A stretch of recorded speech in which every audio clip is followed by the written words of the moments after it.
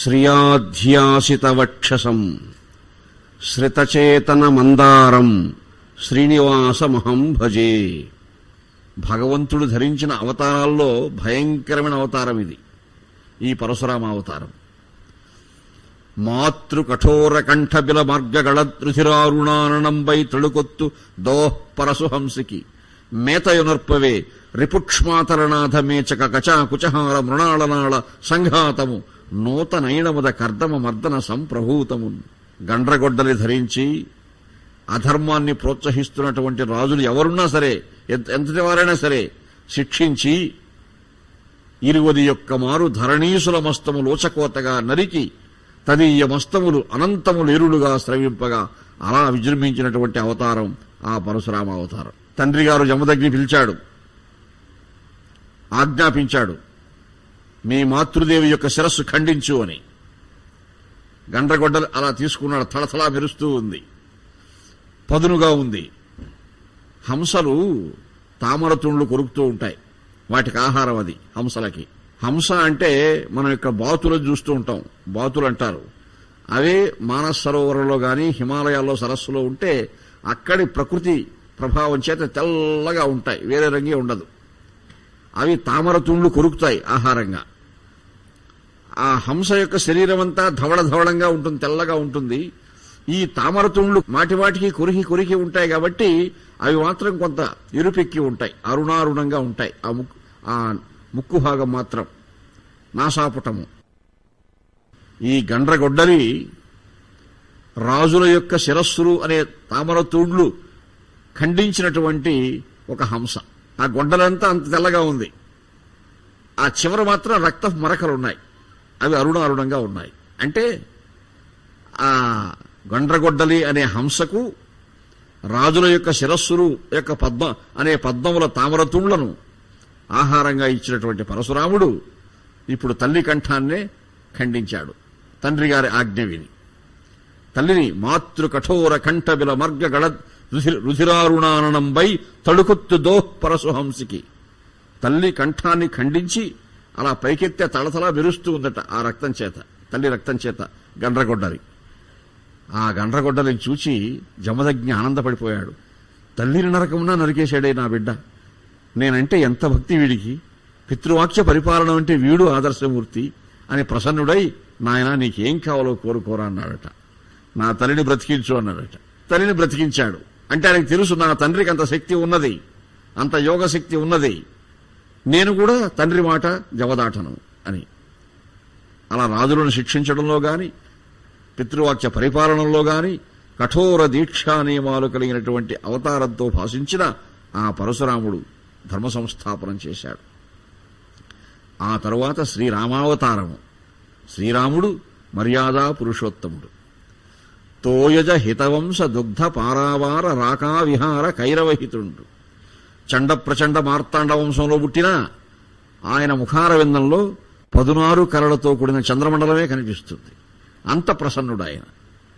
స్నాసులకు, శరణాగతులకు, దుర్మార్గులకి ఆయన మార్తాండుడే. రావణాది రాక్షసులను శిక్షించడానికే వచ్చినటువంటి వాడు. ఏ అవతారానికి లేనటువంటి వైశిష్ట్యం ఉంది రామావతారానికి. రాముడుగా దశరథ మహారాజు గారి కుమారుడుగా జన్మించక ముందు, కౌసల్యాదేవి గర్భంలో ప్రవేశించక ముందు విష్ణుదేవుడు తపస్సు చేశాడట.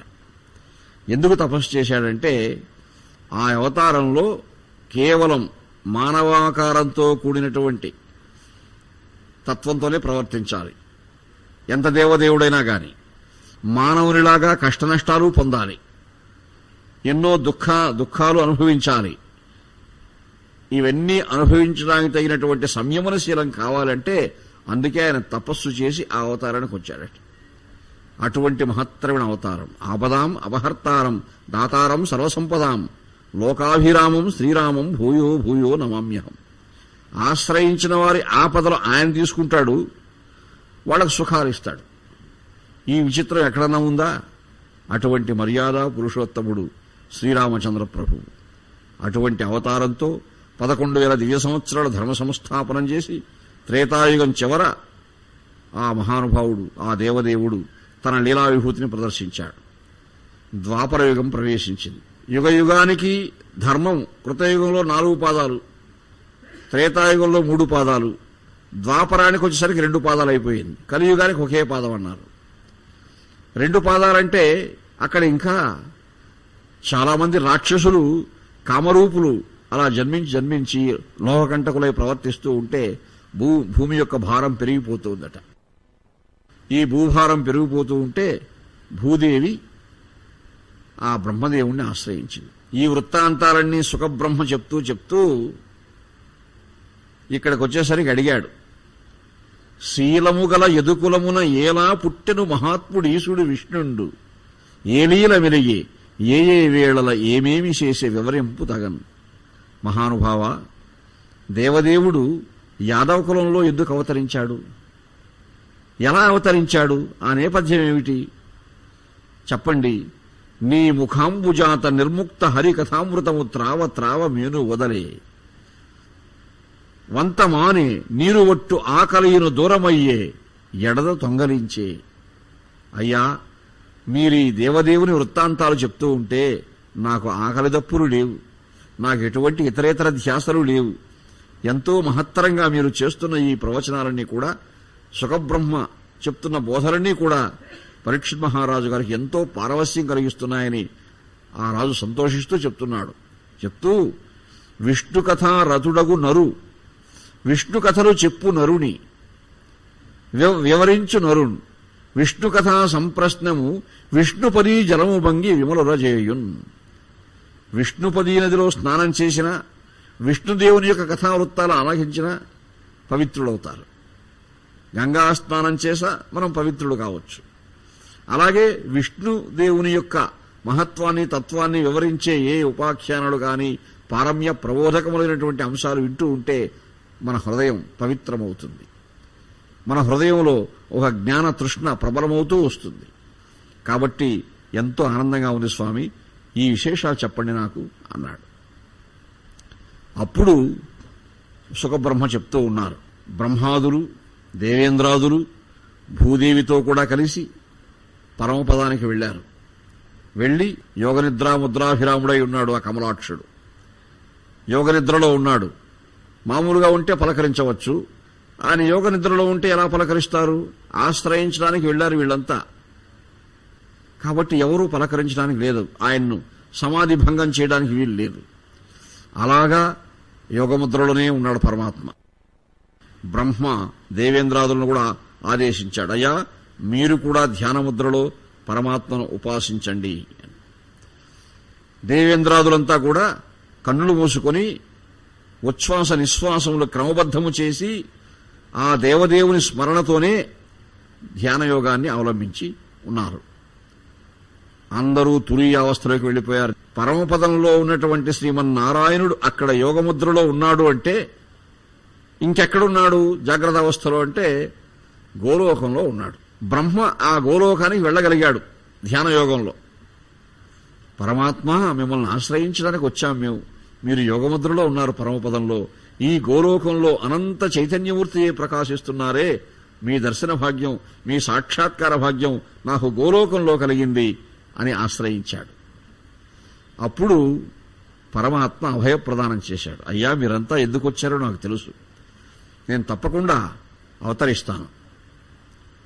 గోలోకానికే వచ్చి నన్ను ఆశ్రయించి అభ్యర్థించారు కాబట్టి నేను గోలోకంతో సహా, గోలోక పరివారంతో సహా వచ్చి అవతరిస్తున్నాను అన్నాడు. అందుకని యాదవ కులంలో పుట్టాడు. గోవులు ఎక్కడున్నాయో, ఆలమందలు ఎక్కడున్నాయో అక్కడ ఉంటే అదే గోలోకం. పరమపదంలో క్షీరసాగరము, క్షీరసాగరం మధ్యంలో శ్వేతద్వీపము, శ్వేతద్వీపం యొక్క మధ్యలో వైకుంఠ నగరు, వైకుంఠ నగరు మధ్యలో దేవదేవుని యొక్క అంతఃపురము రాచనగరు. గోలోకంలో కూడా అంత సువిశాలమైనటువంటి గోలోకంలో పరమాత్మ ఏ కర్ణికా భాగంలో, ఏ మధ్య ఎక్కడైతే ఉన్నాడో ఆ ప్రదేశాన్ని మధుర అన్నారు. మధురమైనటువంటి ప్రదేశం, మహాయోగులకు అందరికీ కూడా ఒక మధురానుభూతి కలిగించే ప్రదేశం అక్కడున్నాడు. ఆ మధుర నుంచి భూలోకంలో ఉండే మధురకు వచ్చాడు ఆయన. అక్కడ ఉగ్రసేనుడు, సూరసేనుడు వంటి యాదవ చక్రవర్తులు పరిపాలన చేస్తున్నారు. వారు ఒకరికొకరికి సంబంధులు.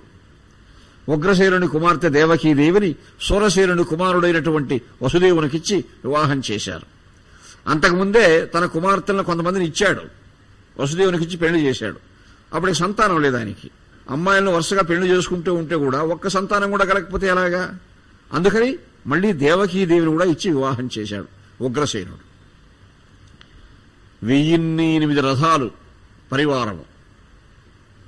ఆ 1008 రథాలకు ముందు రథం ఎవరిదంటే కంసుడు, ఉగ్రసేనుని కుమారుడు కంసుడు. కారణేమి అనే రాక్షసుని యొక్క అంశతో జన్మించినటువంటి వాడు వీడు. దుర్మార్గుడు. వాడు చెప్పింది శాసనం, వాడు చెప్పినట్టే వినాల్సింది ఎవరైనా కానీ, వాడికి ఎవరూ మారు చెప్పడానికి వీలేదు అటువంటి వాడు. అయితే చెల్లెలంటే చాలా అభిమానం, దేవకీదేవి అంటే చాలా అభిమానం. కొంగ్రొత్తగా పెండ్లయింది, పెళ్లి కూతురు. బావగారు వసుదేవుడు కాబట్టి బావగారిని చెల్లెల్ని రథంలో కూర్చునబెట్టుకొని ముందు రథాన్ని తాను నడుపుతూ వెనక రథాలు ఇంకా పరివారము చీర సారే ఇచ్చారు చెల్లెలి గారికి. అవన్నీ వస్తుందో నానా దాసదాసీ జనాలు, భృత్య అమాత్య పరివార వర్గాలు ఎంతో కోలాహలంగా బయలుదేరుతూ ఉన్నాడు కంస మహారాజు. రథం నడుపుతున్నాడు ఆయన. వెళుతూ ఉంటే మనకు పురాణాల్లో అక్కడక్కడ ఆకాశవాణి వినిపించిందంటారు. గగనం నుంచి ఏదో శబ్దం వినిపించిందని వింటారు. ఆ ఆకాశం అనేది ఎక్కడుందంటే దహరాకాశము. మన హృదయంలోనే ఉంది ఆ ఆకాశము. మన అంతరాత్మే హెచ్చరిస్తూ ఉంటుంది మనల్ని, అరే నువ్వు తప్పు చేస్తున్నావురా, ఇది ఇలా ఇలా అనేసి. మనం ఎంతో సమర్థించుకోవచ్చు. ఎంత సమర్థించుకున్నా గాని అంతరాత్మతో సత్యం చెప్తూ ఉంటుంది, నువ్వు తప్పు చేశావు అని. ఈ కంసుడు అప్పటికి చాలా దుర్మార్గాలు చేస్తున్నాడు. గొప్పగా రథం నడుతూ పోతూ ఉంటే హఠాత్తుగా గగనవాణి వినిపించింది. తుష్టయగు భగిని మెచ్చగా ఇష్టుడవై రథము నడపెదవు ఎరుగవు మీదన్ శిష్టయగు ఈ తలోదరి అష్టమ గర్భంబు నిన్ను హరించు సుమీ. ఒరే కంసుడా, ఆనందంగా రథం నడుపుతున్నావురా, అంతా బాగానే ఉంది గాని నీ చెల్లెలు దేవకీదేవికి జన్మించబోయే అష్టమ గర్భం 8వ సంతానం నీకు మృత్యువు. ఆ సంతానం చేతిలో నువ్వు హతుడుగాక తప్పదు చెప్పేసింది. అందరూ వింటున్నారు. అది వాడొక్కడే కాదు. హఠాత్తుగా వసుదేవుని మనస్సులో కొంత ఆనందము దుఃఖము రెండూ వచ్చేశాయి. ఆనందము దుఃఖము ఎందుకంటే అప్పటికి పిల్లలు లేరు అని కదా ఈ అమ్మాయిని చేసుకుంటున్నాడు కొత్తగా. అందులో అష్టమ గర్భం అంటున్నారు, అంతమంది బిడ్డలున్నారు నాకు ఇప్పుడుగా. అది అంతా బాగానే ఉంది. అయ్యో వీడు విన్నాడే, వీడు వాళ్ళని బ్రతకనిస్తాడా, వీడి చేతిలో మనం సజీవులైతే కదా మరి ఏం జరుగుతుందో, ఈ గగనవాణి ఎందుకు ఈ సత్యాన్ని చెప్పిందో అని దుఃఖిస్తున్నాడు. ఒక పంక ఆనందము మళ్ళీ దుఃఖము, ద్విధాభూతమైనటువంటి అవస్థలో ఉంది ఆయన మనస్సు. కంసుడు రథాలన్నీ ఆపేశాడు. ఓహో, ఈ దేవకీదేవి కడుపులో పుట్టే 8వ బిడ్డ నాకు మృత్యుకారకుడా. సరే, ఇప్పుడే చంపేస్తే దేవకీదేవిని, ఆ 8వ వాడు ఎక్కడి నుంచి వస్తాడు? చెల్లెలను కూడా చూడలేదు. జుట్టు పట్టుకున్నాడు, వరలో ఖడ్గం తీశాడు, కరాళ ఖడ్గాన్ని తీశాడు. వసుదేవుడు వచ్చి, అరేరే దుర్మార్గుడా, ఈ దుర్మార్గుడిని ఎవరు నిరోధించగలరు? దౌర్జన్యంతో నిరోధించలేం, బలపరాక్రమంతో ఎదిరించలేం, శరణాగతే. ఇంకా వచ్చి చేతులు పట్టుకున్నాడు. బావా, ఇది సముచితం కాదు. అన్నవు నీవు చెల్లెలికి, నీ ఆడుబిడ్డామె, అక్కట చీరలు మాడలిచ్చుటూ మన్నన చేయుటూ మధుర మంజుల భాషల ఆదరించుటూ అవి నీవు చెయ్యాలి గాని మిన్నుల మ్రోతలే నిజము మేరిని చంపకుమన్నా. ఎక్కడో మిన్ను నుంచి ఏదో వినిపించిందని, అది మన భ్రాంతితో కూడా వినిపించుండొచ్చు. మీ భ్రాంతి కావచ్చు, మా భ్రాంతి కావచ్చు. కాబట్టి అవన్నీ నమ్మద్దన్నా. మిన్నుల మ్రోతలే నిజము మేరిని చంపకుమన్నా, మాని రావన్నా సహింపుమన్నా వలదన్నా భవత్ సహోదరి కదన్నా వీడుమా అని బావగారైనా అన్నా అన్నా అని పిలుస్తూ ఆశ్రయించాడు. మరి వసుదేవుని దైన్యం చూస్తూ ఉంటే కొత్త పెళ్లి కూతురు, కొత్త పెళ్లి కొడుకు, కఠినుడే వీడు. అయ్యా, విధికి నాపై లేనటువంటి కరుణ నీపై గాని నీ భార్యపై నాకెందుకుండాలి? నాకు చెల్లెలు కావచ్చు, బావ కావచ్చు, ఆ సంగతే కుదరదు. నా స్వార్థం ముందు నేను ఎవరిని లెక్క చేయను అన్నాడు. అడిగాడు మళ్ళీ, వావి చెల్లెలు గాని పుత్రిక వంటిది బావా, నీకు వరసకు ఈమె చెల్లెలైనా నీ బిడ్డ లాంటిది. సంభావనీయ చరిత్ర, బీరువు బాల నూత్న వివాహ. ఆమె ఎంత గొప్ప సౌశీల్యవతి, సౌభాగ్యవతి, ఎంత అదిరిపోతూ ఉందో చూడు, భీరు ఎంత భయపడిపోతూ ఉందో చూడు. అటువంటి భయకంపిత మనస్కురాలైనటువంటి చెల్లెల్నా నువ్వు చంపేది? నీవు మహారాజులకే మహారాజు, నీకు అసఖ్యమైంది ఏముంది? క్షమాభిక్ష అనుగ్రహించు.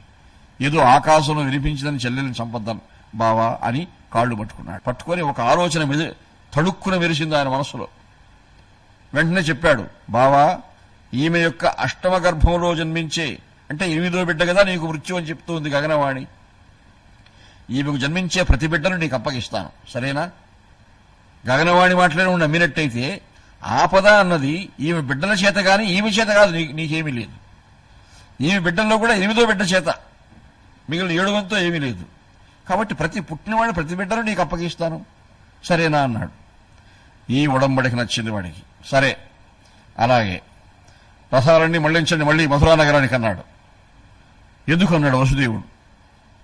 ఆ విషయాలన్నీ ఇక్కడ చెప్పాల్సిన అవసరం లేదు అంటే, మళ్ళీ ఇంకా కొంతకాలం అత్తగారింట్లో విందులు భోంచేస్తూ ఉంటాం అనుకున్నాడు పాప మా అమాయకుడు. విందులు ఏమీ లేదు. మధురా నగరానికి తీసుకెళ్లి కారాగారంలో పెట్టాడు. మీరు మీ ఊరికి వెళ్ళిపోతే ఎప్పుడు బిడ్డ జన్మిస్తున్నాడో వాడు ఎన్నో వాడు నాకెలా తెలుస్తుంది? కాబట్టి మా అంతఃపురంలో మా కారాగారంలో ఉన్నారంటే మాకు కావలి వాళ్ళని నియమించాడు. మీరు కావలి కాస్తూ ఉండండి, ఎప్పుడు మా చెల్లెలు గర్భవతి అవుతుంది ఈ వార్తలని నాకు చెప్తూ ఉండాలని. ఉగ్రసేన మహారాజు వచ్చాడు. తండ్రి కంసుడే, తండ్రి ఇదేమిట్రా నాయన, మన ఇంటికి అల్లుడు గారిని తీసుకుని జైల్లో పెడతారా? వాడు మనకు అల్లుడు గారు కదా నాయన, తప్పు, బావగారిని అలా చేయకూడదు, అందులో చెల్లెలు, ఏం జరిగింది నాకు విషయం చెప్పున్నాడు. తండ్రిని కూడా జైల్లో పెట్టాడు. ఉగ్రసేనికి చెప్పాల్సిన అవసరం నాకు లేదు, ఉగ్రసేనుని కూడా జైల్లో పెట్టేశాడు. ఇదేమిట్రా దుర్మార్గ, తండ్రిని కూడా చూడకుండా జైల్లో పెట్టావే నన్ను, అక్కడే ఉండు నువ్వు కూడా, వీడే మహారాజుక ఇంకెదురు, అంతే, అంత దుర్మార్గుడు వాడు. పాపం మరి ఆ తల్లి కారాగారంలో నివాసం చేస్తూ ఉంది. మొదటి బిడ్డ జన్మించాడు, తీసుకొచ్చి ఇచ్చాడు కంసుడి వసుదేవుడు. ఈ బిడ్డతో నాకేమీ మృత్యువు లేదు కదా, తీసుకెళ్లిపో అన్నాడు ముందు. సరే మన్నించాడు కదా అని తీసుకొచ్చేశాడు. అలా 6 బిడ్డలు, 6 ముందు చంపలేదు ఆయన. నారద మహర్షి వచ్చాడు. వచ్చి, ఏమిటయ్యా విశేషాలు, అన్ని లోకాలు తిరుగుతున్నారు అంటే, మరి గగనవాణి ఏదో మీకు ఇలా చెప్పిందని మీరు ఇటువంటి పనులు చేస్తున్నారని తెలిసింది, ఏమిటి స్వామి విశేషాలంటే, 6 వదిలేశాను, 8వ వాడితో కదా నాకు ప్రమాదం అన్నాడు. మంచిదే, ఆ 8వ వాడు జన్మించేసరికి వాడి సైన్యంలో వీళ్ళంతా ఉంటారు కదా, ఆ మాత్రం తెలియదు నీకన్నాడు. అరే అవునా, ఆ 6 రమ్మని అందరినీ చంపేశాడు. తుడి కంసుడు దేవహి కొడుకుల 6 వధింప, 6 బిడ్డలు చంపేశాడు. గురు శేషాఖ్యన్ పొడవగు హరిరుచి దేవహి కడుపున 7వది అయిన గర్భం వయ్యన్. కృష్ణుడు సంపూర్ణావతారుడు. ఎందుకు సంపూర్ణావతారుడంటే, పరమపదంలో ఆయనకెంత పరివారం ఉన్నదో, గోలోకంలో ఆయనకెంత పరివారం ఉన్నదో ఆ పరివారం అంతా కూడా అవతరించింది అప్పుడు. కాబట్టి యథాతథంగా అలాగా ఈ శేషుని యొక్క అంశతో ఇప్పుడు ఆయన సోదరుడు రావాలి ఇక్కడ, బలరాముడు. ఈ శేషుడే లక్ష్మణుడై అవతరించాడు రామావతారంలో. తమ్ముడుగా అన్నగారికి సేవలు చేశాడు. అందుకనే దేవదేవుడు ఆ కృతజ్ఞతా సూచకమైనటువంటి అంశం మనసులో ఉంది కావని ఇప్పుడు ఆయన అన్నగా పుట్టిస్తున్నాడు, పెద్దవాడుగా. ఆయన ఉండాలి, ఈ కంసుడు చంపడానికి లేదు ఆయన్ని. 7వ గర్భంలో ఉన్నాడు ఆయన. మరి కంసుని వల్ల ఆపద కలిగే అవకాశం ఉండకూడదు కదా, అందుకని యోగమాయాదేవిని పిలిచాడు. యోగమాయాదేవి దుర్గాదేవి అమ్మవారు, మహత్వ కవిత్వ పటుత్వ సంపదలు అనుగ్రహించే తల్లి, సర్వశక్తులు కలిగినటువంటి శక్తి స్వరూపిణి. ఆ తల్లిని పిలిచి, అమ్మా, నీ యోగమాయా ప్రభావం చేత ఆ 7వ గర్భాన్ని దేవకీ గర్భం నుంచి రోహిణీ గర్భానికి మార్చాలి. అలాగా స్వామి, సంకర్షణం చేయాలి. 14 శక్తి స్వరూపాలు ఉన్నాయి. కలియుగంలో 14 నామధేయాలతో నీవు అర్చింపబడతావు చెప్పాడు. కుముద, వైష్ణవి, చండిక, మాయ, నారాయణి, శారద, అంబిక ఇత్యాది నామధేయాలతో ఆ తల్లి అర్చింపబడుతూ ఉంటుంది. ఆ విధంగా ఆ తల్లిని అనుగ్రహించి ఆదేశించాడు దేవదేవుడు. ఆ తల్లి స్వామి యొక్క ఆదేశాన్ని పాటించి జాగ్రత్తగా వచ్చి దేవకీదేవి కడుపులో తేజరిల్లు దీప్త గర్భంబు మెల్లన తిగిచి యోగనిద్ర రోహిణి కడుపున నిలిచి చనియే కడుపు దిగనంచు పౌరులు కరగబడగా. 7వ గర్భం అయింది అమ్మవారు. హంసమహారాజుగా వార్త వచ్చింది. 2వ నెల అయిందండి, 3వ నెల, 4వ నెల, 5వ నెల, 6వ నెల, 7వ నెల వస్తూ ఉంది. గర్భం పోయిందే, అవిసిపోయింది. అవునా, మరి 7వ గర్భం ఇలా అయిపోయిందంటే తర్వాత వచ్చే గర్భం 8వ గర్భం అనుకోవాలా, 7 అనుకోవాలా? సందిగ్ధ పరిస్థితి.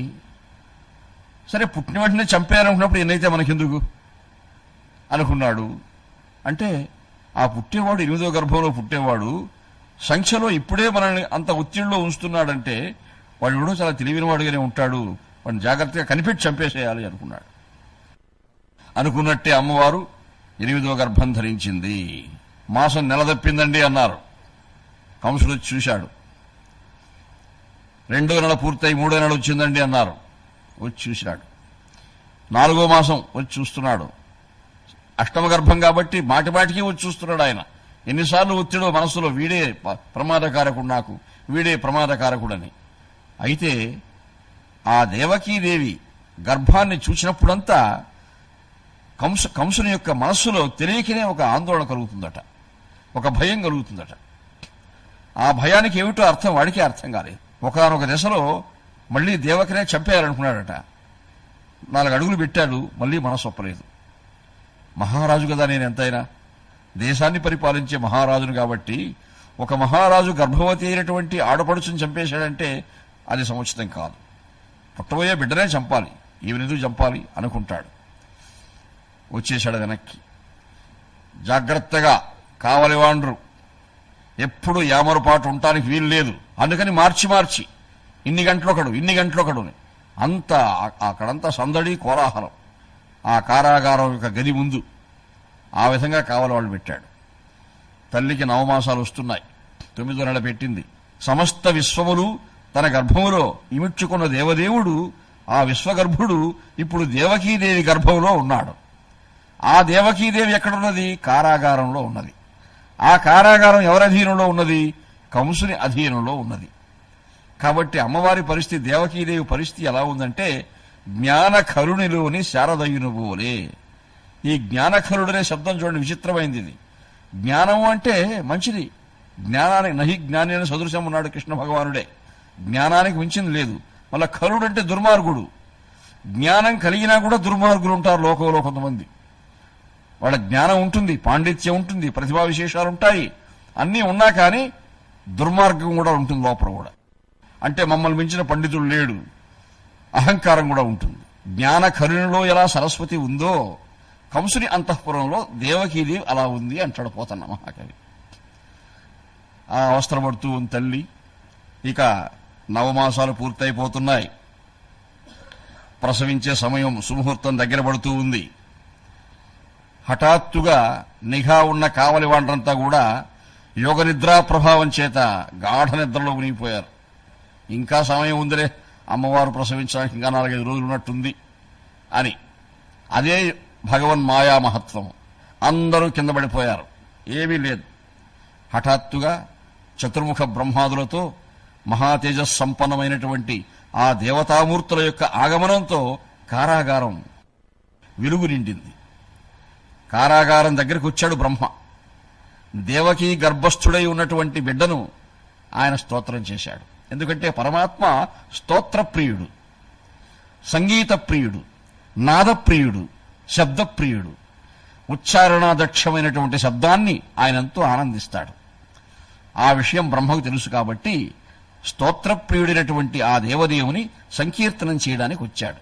వేదము, నాదము, మధురాతి మధురమైనటువంటి మంత్ర సంపుటితో కూడినటువంటి, బీజాక్షర సంపుటితో కూడినటువంటి అనుసంధానం ఏదైతే ఉన్నదో అది పరమాత్మకు ఇష్టమైనటువంటి అంశం. ఆ భగవంతుడు ఎటువంటి వాడంటే సత్యవ్రతుడు.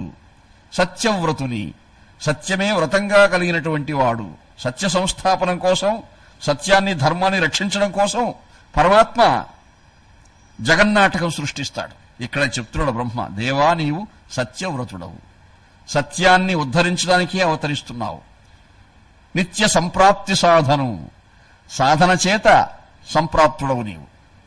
యోగులు ఎంత సాధన చేస్తే అంతగా నువ్వు ప్రాప్తిస్తావు వాళ్ళకి. సత్యాన్ని ఉద్ధరించడం, ధర్మాన్ని ఉద్ధరించడం. ఆ గ్లాని ఎవడన్నా చేసే పరిస్థితి కల్పిస్తే వాణ్ణి శిక్షించడం. అదే దుష్ట శిక్షణ, శిష్టరక్షణ. అందుకోసం నువ్వు అవతరిస్తున్నావు దేవా అని బ్రహ్మ సంకీర్తనం చేస్తున్నాడు. గురుపాఠీనమవై, జలగ్రహమవై, కోలంబవై, శ్రీ నృకేసరివై, భిక్షుడవై, హయాననుడవై, క్ష్మాదేవతాభర్తవై, ధరణీనాథుడవై, దయాగుణ గణోదారుండవై, ధర్మమును పరిరక్షించిన నీకు మృక్యద ఇలా భారంబు వారింపవి దేవదేవా అని మత్స్య, కూర్మ, వరాహ, నారసింహ, వామన ఇత్యాది అవతారాలన్నీ కూడా కీర్తించాడు బ్రహ్మ. ఇలా బ్రహ్మ కీర్తిస్తూ ఉండగా వాళ్ళెవరు కనిపించరు, కానీ కీర్తిస్తూ ఉన్నారు. కీర్తిస్తూ ఉండగా వీళ్ళంతా నిద్రపోతున్నారు. ఆ తల్లి ప్రసవిస్తూ ఉంది. ప్రసవించింది ఆ తల్లి దేవకీదేవి.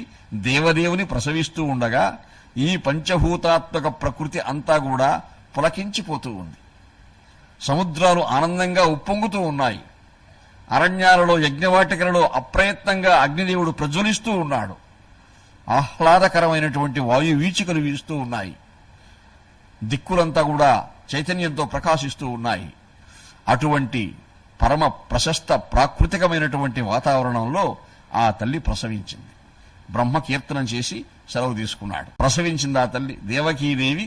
దేవదేవుని ప్రసవిస్తూ ఉండగా ఈ పంచభూతాత్మక ప్రకృతి అంతా కూడా పులకించిపోతూ ఉంది. సముద్రాలు ఆనందంగా ఉప్పొంగుతూ ఉన్నాయి.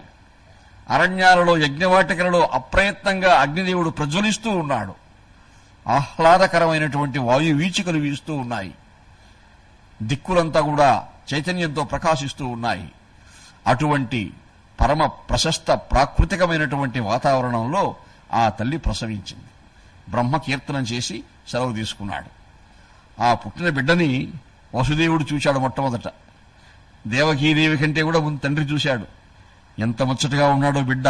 జలధరదేహు, ఆజాను చతుర్బాహు, సరసీరుహాక్షు, విశాలవక్షు, చారు గదాశంఖ చక్రపద్మ విలాసు, కంఠకౌస్తుభమణి కాంతిభాసు, కమనీయ కటిసూత్ర కంకణ కేయూరు, శ్రీవత్స లాంఛనాంచిత విహారు, ఉరుకుండల ప్రభావిత కుంతల లాటు, వైఢూర్య మణిగణ వర కిరీటు, బాలు పూర్ణేందు రుచి జాలు, భక్తలోకపాలు, కరుణారవాలు, కృపావిశాలు, చూచి తిలకించి పులకించి చోద్యమంది ఉబ్బి చెలరేగి వసుదేవుడు ఉత్సహించే. ఆ వసుదేవుని యొక్క మానసిక అవస్థలు ఎంత అద్భుతంగా ఉన్నాయంటే చూచి తిలకించి పులకించి చుక్కి పరవశించి ఉబ్బిపోతున్నాడు. ఎంత గొప్ప బిడ్డ! ఏమిటా కిరీటము? వైడూర్య స్థగితమైనటువంటి రత్న కిరీటం ధరించి ఉన్నాడు. మరి కుండలాలు ప్రకాశిస్తూ ఉన్నాయి. శంఖము చక్రము ప్రకాశిస్తూ ఉంది. విష్ణు లక్షణ లక్షితములైనటువంటి సమస్త చిహ్నాలతో సంపూర్ణావతారుడై ఆ బిడ్డ ఉదయించాడు. ఆ సమయంలో వసుదేవుని ఆశ్చర్యానికి అంతులేదు, ఆనందానికి అంతులేదు.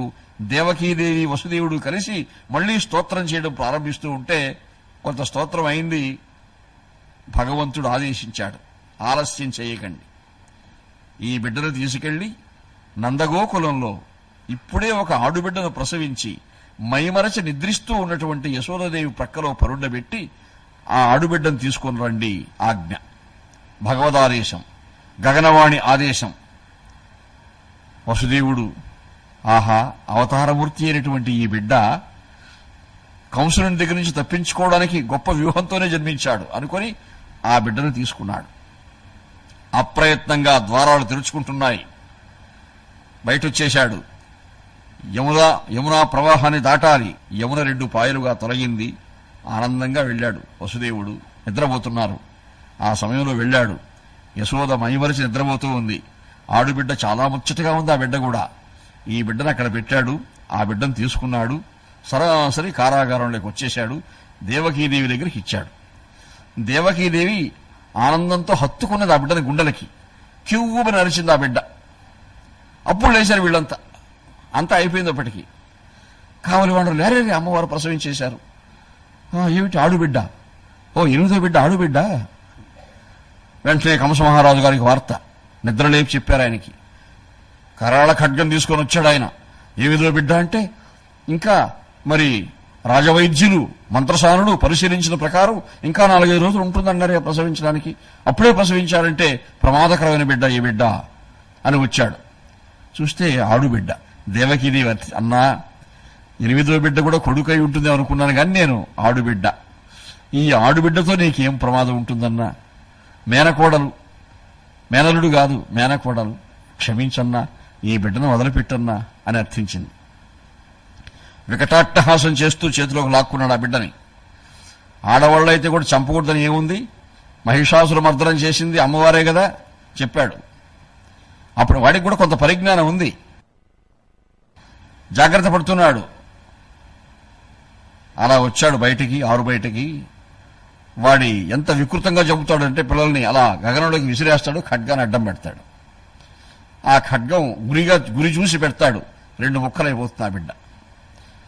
అంత వికృతంగా చంపాలని అలా గగనంలోకి విసిరేశాడు ఆ బిడ్డని. ఖడ్గాన్ని ఇలా పెట్టాడు. గగనంలో విసిరిన బిడ్డ గగనంలోనే ఉంది అక్కడే.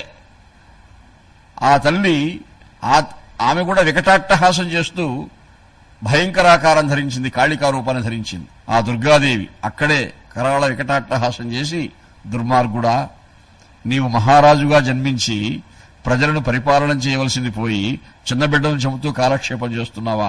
నేను జన్మించిన ముహూర్తంలోనే నిన్ను సంహరించే వీరుడు కూడా జన్మించి మరొక ప్రదేశంలో వృద్ధి పొందుతున్నాడురా, వాడి చేతిలో నీకు మరణం తప్పదు అని అదృశ్యమైపోయింది.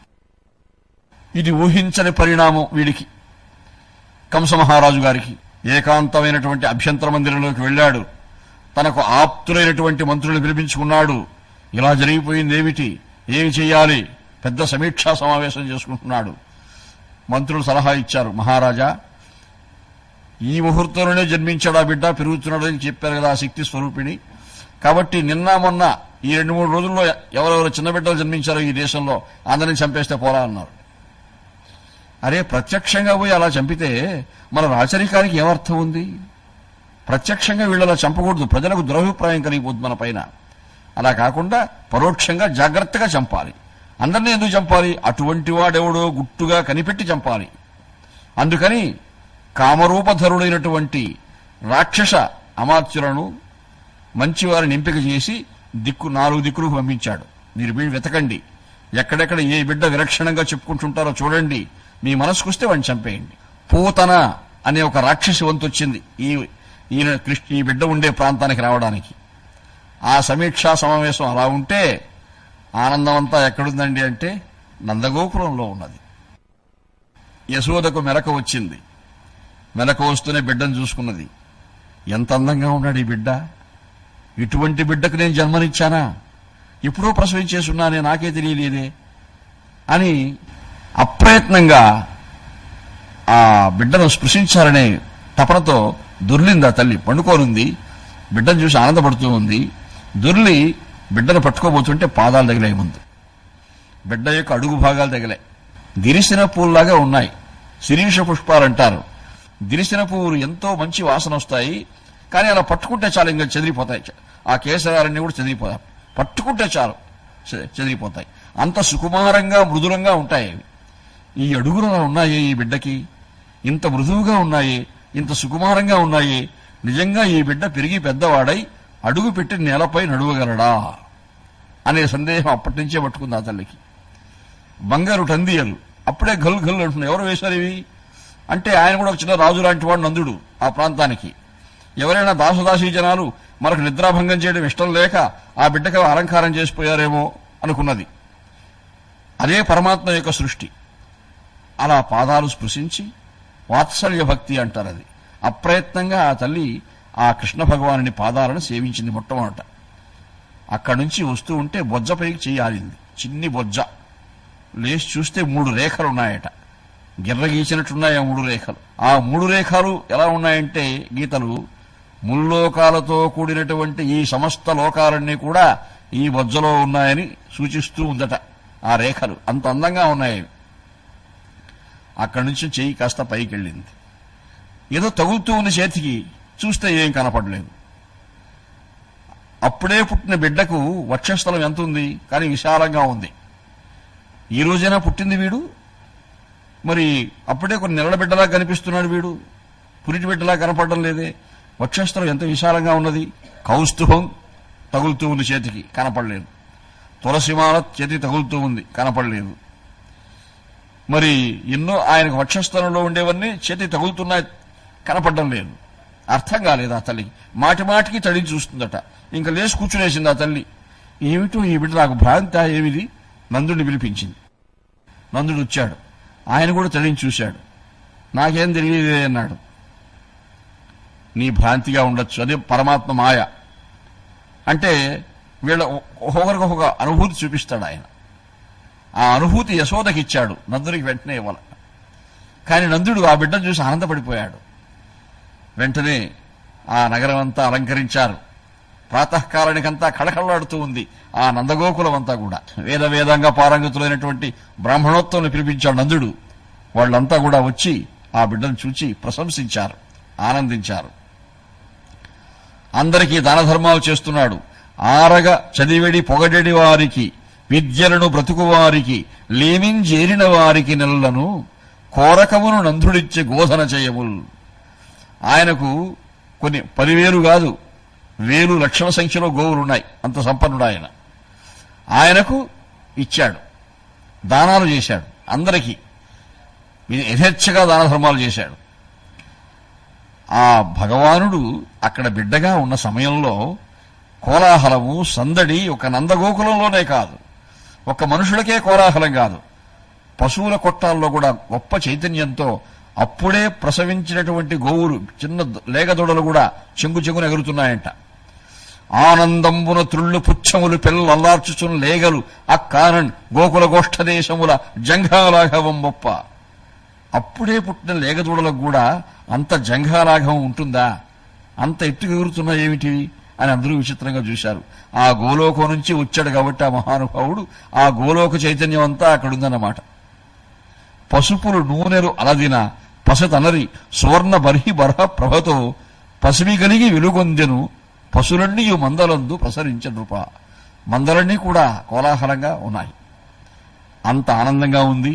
ఆ బిడ్డకు మరి సంస్కారాలు చేయిస్తూ ఉన్నారు. మరి 10వ రోజో 11వ రోజో మరి పురుడు అంటారు. ఆ రోజు ఉయ్యాల్లో వేసి బిడ్డను ఉయ్యాల ఊచి కీర్తన పాడుతారు. ఆ కార్యక్రమం నిర్వహించే పనిలో ఉన్నారు యశోదానందులు. చుట్టాలందరినీ పిలిచారు. ఎందుకంటే గొప్ప బిడ్డ కదా, ఆ పుట్టిన బిడ్డ మామూలుగా లేడు, ఎన్నెన్నో విచిత్రాలు ప్రదర్శిస్తున్నాడు. మరి ఆ బిడ్డను చూస్తూ ఉంటే చాలు, ఇంకేమీ లోకమే తెలియదు, అంత అందంగా ఉన్నాడు ఆ బిడ్డ. చుట్టాలంతా వచ్చారు.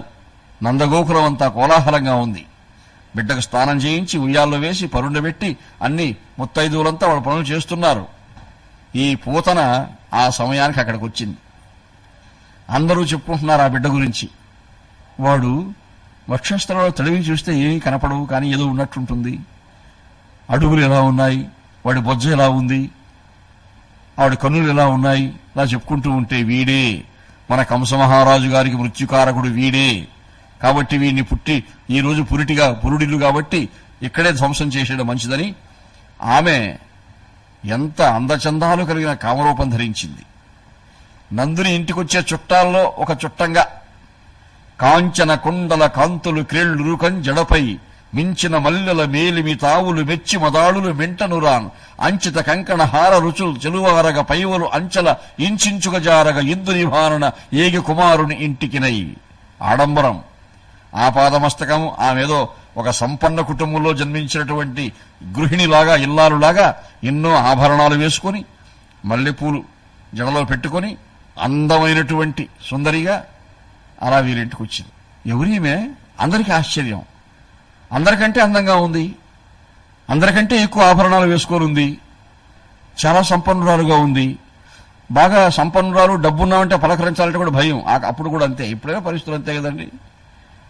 సిరి మమ్మును బ్రతుకంగా చూచుకొరకై శృంగార వేషంబుతో అరుదేరూపునటంచు గోపికలు జిహ్వలు రాక మోహించి తత్పరళై చూడ లతాంగి పోయి కనియన్ పర్యంక మధ్యమునన్ పరు భస్మానుల తేజు దుర్జనవద ప్రారంభకున్ డింభకున్. వాళ్ళంతా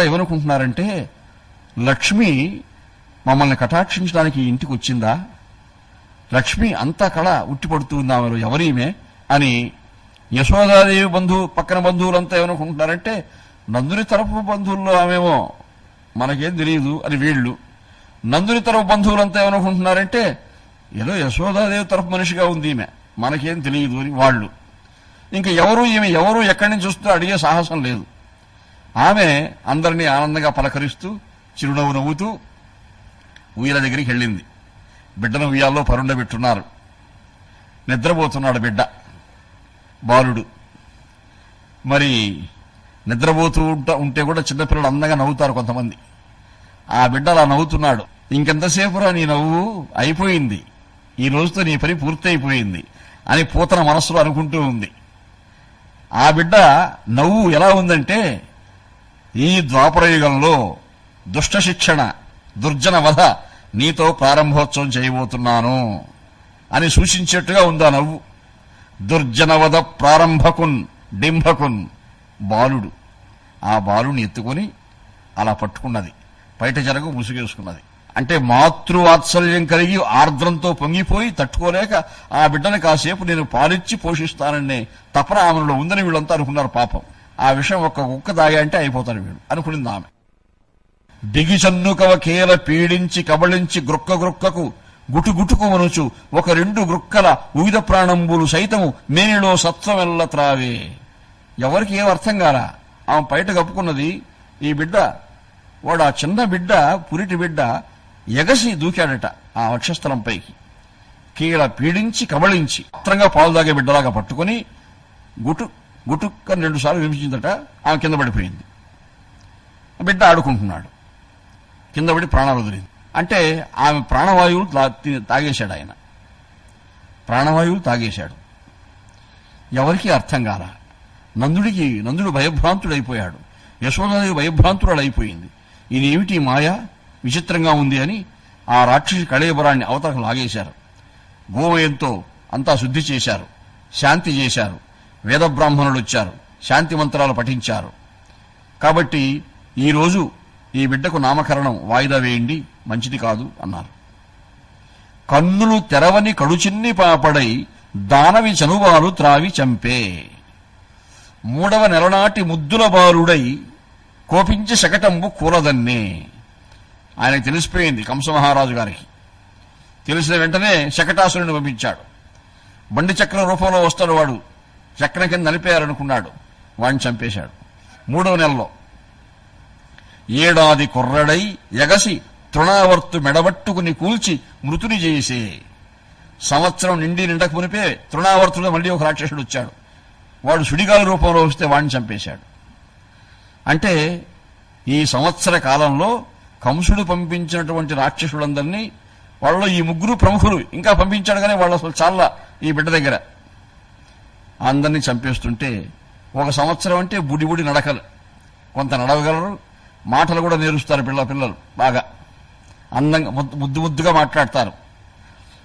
చుట్టుపక్కల అమ్మలు, అక్కలు, తల్లులంతా కూడా యశోదాదేవి, నీ బిడ్డ ఎంత అందంగా ఉంటాడమ్మా, ఎంత ముద్దుగా మాట్లాడతాడమ్మా, ఎంత ముగ్ధ మనోహరంగా ఉంటాడు తల్లి అని అందరూ ఇళ్లకు ఎత్తుకొని ఒక్కొక్కరింట్లో కొంతసేపు పెట్టుకొని తీసుకొచ్చి ఇస్తూ ఉంటారు. అందరిలో పాల కొండలు ఎక్కడున్నాయి, నెయ్యి కొండలు ఎక్కడున్నాయి, పెరుగు ఎక్కడ పెడుతున్నారు జాగ్రత్తగా చూసుకున్నాడు. ఒక సంవత్సరానికే వాడు బాగా ఇంకా దొంగతనాలు చేయాలి కదా, అది వీళ్ళు గుర్తించరా. చేయుతరిన్ విధాతకరణించెన్నుందు సంతోష దృష్టి యుతుండై నగుచున్ జనార్దనుని మాట్కిన్ బోల్చు రోషించి ఉన్న ఎడన్ రుద్రుని భంగి బోల్చును సుఖానందంబునం పొంగి తన్మయుడై బ్రహ్మోపాతి బాలుడమరున్ బాహుళ్య బాల్యంబునన్. బాల్యము విస్తరిస్తూ ఉంది ఆ బిడ్డకి. సంవత్సరం, 1 నెల దాటింది, 2 నెలలు దాటింది. ఇలా విస్తరిస్తూ ఉండగా ఆ ముమ్మూర్తుల యొక్క లక్షణాలు కనిపిస్తున్నాయి ఆ బిడ్డలో. బ్రహ్మలాగా ప్రవర్తిస్తాడు, విష్ణుదేవునిలాగా ప్రవర్తిస్తాడు, శివునిలాగా ప్రవర్తిస్తాడు. అవన్నీ చూసి తల్లిదండ్రులు ఆనందిస్తూ ఉన్నారు. ఇక పెద్దవాడయ్యాడు అంటే 2 సంవత్సరాలు కూడా పూర్తయ్యే రోజులు వచ్చేస్తున్నాయి. ఇంకా బాగా దొంగతనాలు బాగా మరిగాడు. అమ్మతో ఉన్నట్టే ఉంటాడు, ఆడుకున్నట్టే ఉంటాడు, ఇంట్లో ఆడుకున్నట్టే ఉంటాడు. ఎప్పుడు పోయి ఏ దొంగతనాలు చేస్తాడో తెలియదు. అటువంటి నేర్పరి అన్నాడు. క్షీరాంహోది మధించి తాను కృపతో గీర్వాణకోటిన్ సుధాపూర ప్రీతుల చేసినట్టి చెలువంబుంజూపునట్లింపుగా ఆరంగాగిన పాలమీగడలు హస్తాబ్జంబులందేవి లీలా రమ్యంబున తోడిబాలురకు నెల్లంబెట్టి తానుంగును. ఆ బాలుడు ఎలా ఉన్నాడంటే బాహుళ్య బాల్యం విస్తరిస్తూ విస్తరిస్తూ ఉండగా శక్తి బాగా పుంజుకుంటూ ఎవడూ విశ్వసించడానికి కూడా వీల్లేనన్ని లోకోత్తరమైనటువంటి చర్యలు చేస్తున్నాడు ఆ బిడ్డ. హఠాత్తుగా ఎక్కడో ప్రవాహంలో పోయి దిగుతాడు. ఎవరో గృహస్థులు ఒక ఉంగరం పోగొట్టుకో ఉంటారు, నీళ్ళలో పడిపోయింది. దాన్ని తీసుకొచ్చి అయ్యా ఇది మీ ఉంగరమా అని ఇస్తాడు. ఆశ్చర్యం అందరికీ. అరేరే వీడు దొంగ అనుకున్నాం కానీ ఇటువంటి పనులు చేస్తున్నాడు. అది మత్స్యావతార సంస్కారం. అలా కూర్మావతార సంస్కారం ప్రదర్శిస్తాడు. వరాహావతార ఏదో విధంగా ఆటలో చూపిస్తూ ఉంటాడు. ఒక సంస్కారం మాత్రం ప్రతిరోజు చూపిస్తారట. ఏమిటంటే క్షీరసాగర తీరంలో దేవతలకు అమృతాన్ని పంచిపెట్టినటువంటి ఆ మధురానుభూతిని మరచిపోలేక ప్రతిరోజు పాలు వెన్నలు దొంగలించి గోపాలకుల పిల్లలనే కూర్చోబెట్టి వాళ్ళనే దేవతలుగా భావించి వాళ్ళకి ఇవన్నీ ఆరంగాగిన పాలమీగడలు హస్తాబ్జంబులందేవి లీలారమ్యంబున తోడిబాలులకు నెల్లంబెట్టి తానుంగును. అందరికీ పంచిపెడతాడు, పెట్టి తాను తీసుకుంటాడు. ఇటువంటి పనులు చేస్తూ ఉంటే ఆ ఊర్లో ఉన్న వాళ్ళంతా కూడా ఇల్లాండ్రు, గృహిణులు వీడేదో చాలా అందంగా ఉన్న బిడ్డని ముచ్చటగా ఉన్నాడని మన నెలలో తీసి పెట్టుకుంటే వీడు బాగా మొదటికే మోసం చేసి అన్ని ఎత్తుకోబోతున్నాడు రోజు, మన ఇంట్లో ఏం మిగల్చడం లేదే అనుకొని అంతా కట్టగట్టుకొని వచ్చేశారు. ఒకరోజు యశోదాదేవితో మొరపెట్టుకుంటున్నారమ్మా, మీరంతా రాజకుటుంబానికి చెందిన వాళ్ళైనా గాని ఇదేవి తల్లి, మీ బిడ్డ యొక్క దౌర్జన్యం మేము తట్టుకోలేకపోతున్నాము. ఓయమ్మ నీ కుమారుడు మా ఎండ్లను పాల పెరుగు మననీడమ్మా, పోయేదమెక్కడికైనను మా ఎన్నల స్వరపురాన మంజులవాణి. పెద్ద ఏకరువు పెట్టి చదివారండి జాబితా. వీడు చేసిన అల్లరి పనులన్నీ, ఇదిగో మా ఇంట్లో అలా చేశాడు, మా ఇంట్లో అలా చేశాడు.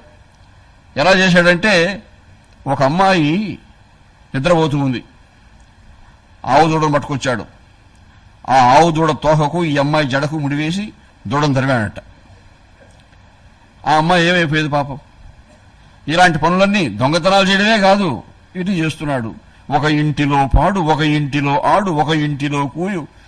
పైగా ఈ 2 ఏళ్ల వయసుకే వీడు ఎన్ని పనులు చేస్తున్నాడంటే నక్కలాగా కూయగలడు, సింహంలాగా గర్జించగలడు, పులిలాగా గాండ్రించగలడు. ఎన్ని విద్యలు వచ్చో వీడికి మేము చెప్పలేకుండా ఉన్నామమ్మా అన్నారు. పిలిచింది కృష్ణుణ్ణి. ఏమిరా కృష్ణ, వాళ్ళు చెప్పేదంతా నిజమేనా?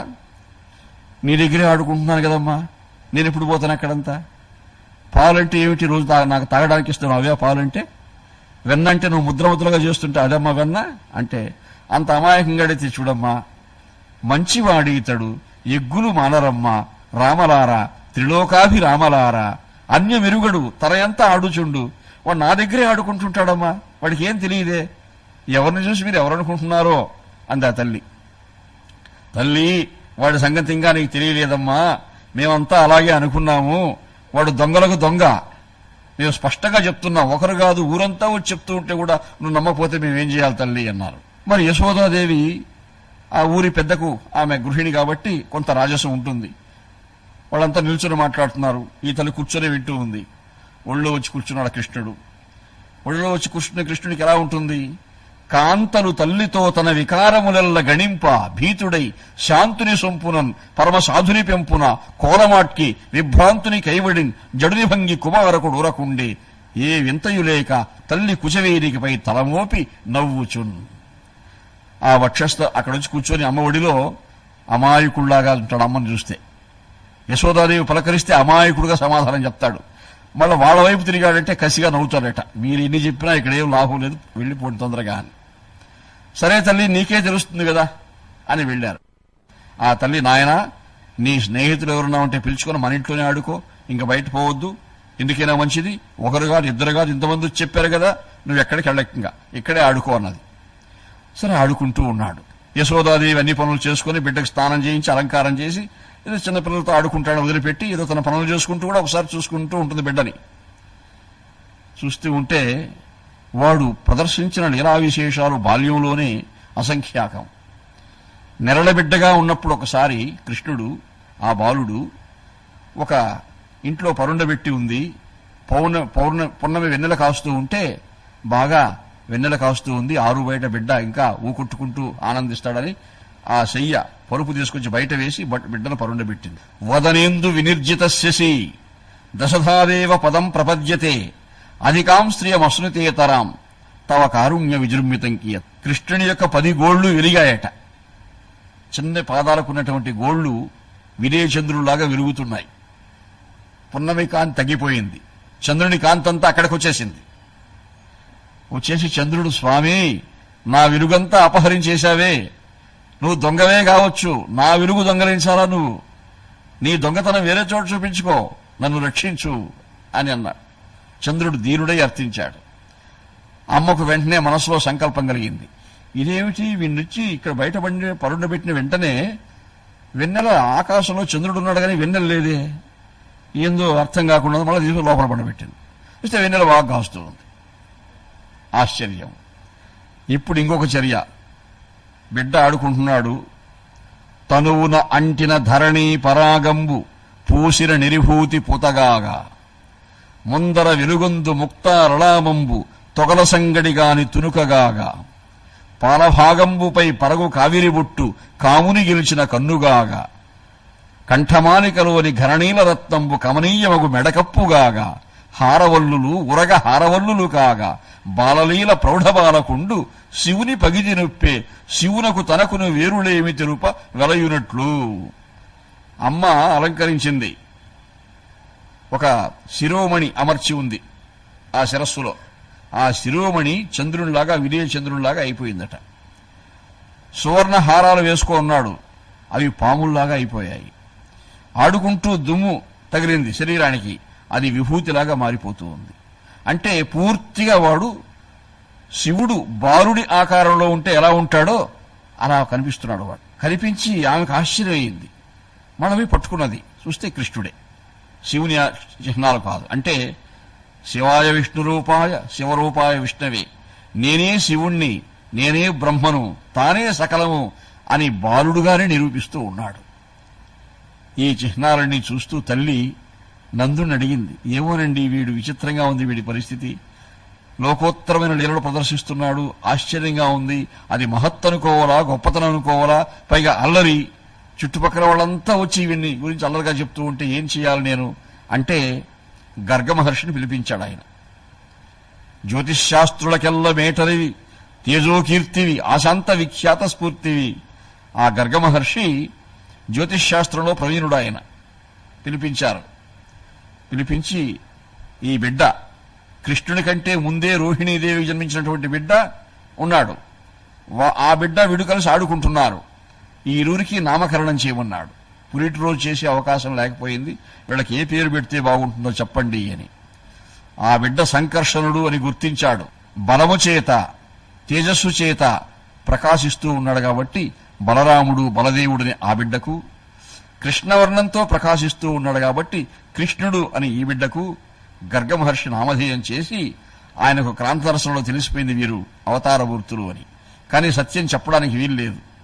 అయ్యా వీరికి ఎటువంటి గండాలు వచ్చినా ఏం చేసినా ఏమీ చెయ్యవు, వీరు లోకోత్తర వీరపురుషులు, వీరి వల్ల మీ కీర్తి దశ దశలా వ్యాపిస్తుంది, మీరేమీ చింతించవలసిన పని లేదని ధైర్యం చెప్పి సెలవు తీసుకున్నాడు ఆయన. ఆ గర్గ మహర్షి చెప్పిన ధైర్యంతో ఆయన వాళ్ళు కాలం గడుపుతూ ఉన్నారు అక్కడ.